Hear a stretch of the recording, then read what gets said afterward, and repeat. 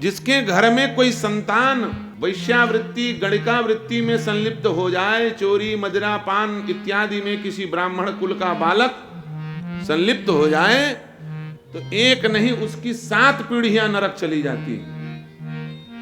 तुम क्या सोचते हो मैं आके हनुमान चालीसा पढ़ूंगा तो मेरा कल्याण हो जाएगा? नहीं, तुम्हारे बेटे जाकर के शराब पी के टुल्ल हो पड़े रहेंगे ना, तो तुम ऊपर चले गए रहोगे, नीचे गिरा दिए जाओगे, रिवर्स गियर लग जाएगा। इसलिए संतान पैदा करने से काम नहीं चलता, संतान को संपत्ति देने से काम नहीं चलता।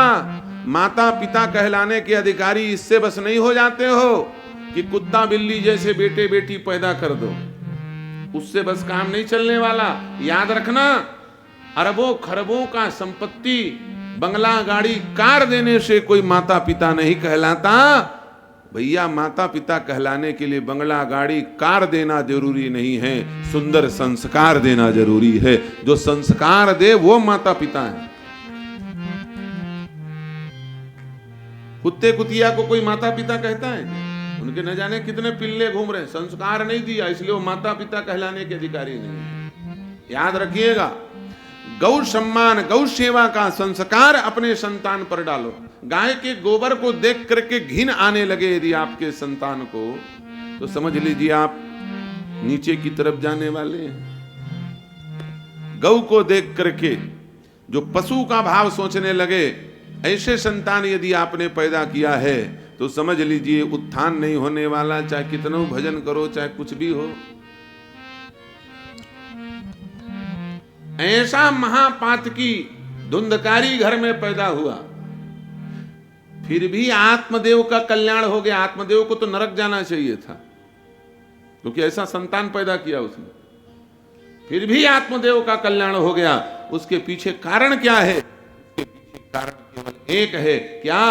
बोले जैसा भी हो, आत्मदेव चाहे जैसा भी हो, धुंधली चाहे जितनी पात की रही हो, लेकिन फिर भी घर में भैया भैया घर में उसकी एक गाय थी। याद रखना, आत्मदेव के घर में एक गाय थी कि नहीं थी? धुंधली चाहे कितना दुष्टा रही हो, लेकिन घर में एक गाय थी, और उसी गाय को दिया गया सन्यासी का फल खिला दिया, जिसके कारण श्री गौकर्ण जी महाराज प्रकट हो गए। कौन प्रकट हो गए? श्री गौकर्ण जी महाराज। और एक गौकर्ण ने इन सबके कुल का कल्याण कर दिया। अच्छा बताओ, गौकर्ण आत्मदेव का बेटा था क्या? गौकर्ण धुंधली का बेटा था क्या? गौकर्ण धुंधकारी का सगा भाई था क्या? नहीं, वो संत थे, वो संत का दिया हुआ प्रसाद था, गौ माता के उदर से जन्म हुआ था। कुल मिलाकर के सार निष्कर्ष ये निकलता है कि कोई कितना भी बड़ा पापी क्यों ना हो, यदि उसके घर में भी गौ माता है तो उसका कल्याण हो जाएगा, उसका पतन नहीं होगा। इतना महत्व है गौ माता।